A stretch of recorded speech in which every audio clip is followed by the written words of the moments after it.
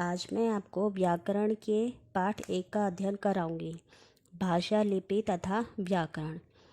भाषा आपके भावों या विचारों को प्रकट करने वाले वे ध्वनि संकेत हैं जो मानव मुख से निकले हों तथा जिन्हें लिखकर भी प्रकट किया जा सके। भाषा की अभिव्यक्ति के 2 रूप ही मान्य हैं। भाषा का मौखिक या कथित रूप, जैसे गुरु द्वारा शिष्यों को बोलकर कुछ समझाना। भाषा का लिखित रूप, जैसे पत्र लिखकर अपनी बात दूसरों तक पहुंचाना। भाषा वह साधन है जिसके द्वारा मनुष्य बोलकर या लिखकर अपने भावों या विचारों का आदान प्रदान करता है। भाषा के घटक। भाषा के 5 घटक होते हैं: ध्वनि, वर्ण, शब्द, पद, वाक्य। भारत की राज्य भाषा। भारत के राज्यों में अलग अलग भाषाएं होने पर भी हिंदी एक ऐसी भाषा है जिसका प्रयोग प्राय सभी राज्यों में किसी न किसी रूप में किया जाता है। इसलिए 14 सितंबर 1949 को स्वतंत्र भारत की संविधान सभा ने हिंदी को भारत की राजभाषा के रूप में मान्यता प्रदान की।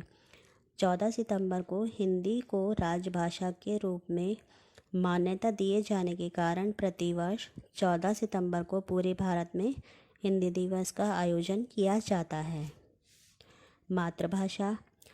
शिशु शैशवावस्था में अपनी माँ तथा परिवार से जिस भाषा को पहली बार सीखता है उसे हम मातृभाषा कहते हैं। मानक भाषा। शिष्ट लोगों द्वारा प्रयोग किए जाने वाला तथा विद्वानों द्वारा स्वीकृत किया गया भाषा रूप ही भाषा का मानक रूप है। अर्थात भाषा के विविध रूपों में से कौन सा रूप शुद्ध तथा मानक है, इसका निर्णय भाषा के मानक रूप में किया जाता है।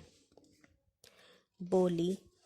किसी छोटे क्षेत्र में प्रयुक्त की जाने वाली वह भाषा जिसका प्रयोग प्राय बोलचाल के लिए किया जाता है उसे हम बोली कहते हैं। लिपि। भाषा की ध्वनियों को लिखने के ढंग को हम लिपि कहते हैं। व्याकरण। व्याकरण वह शास्त्र है जो हमें भाषा के शुद्ध स्वरूप एवं शुद्ध प्रयोग का ज्ञान कराता है। किसी भाषा के व्याकरण को जाने बिना हम उस भाषा को शुद्ध रूप में प्रयोग नहीं कर सकते। साहित्य। ज्ञान के संचित कोश का नाम साहित्य है।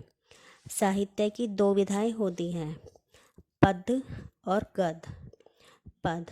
कविताएं रहीम, कबीर, बिहारी आदि के दोहे, तुलसी की चौपाइयाँ, मीराबाई, सूर कवि आदि के पद साहित्य के अंतर्गत आते हैं। गद्य।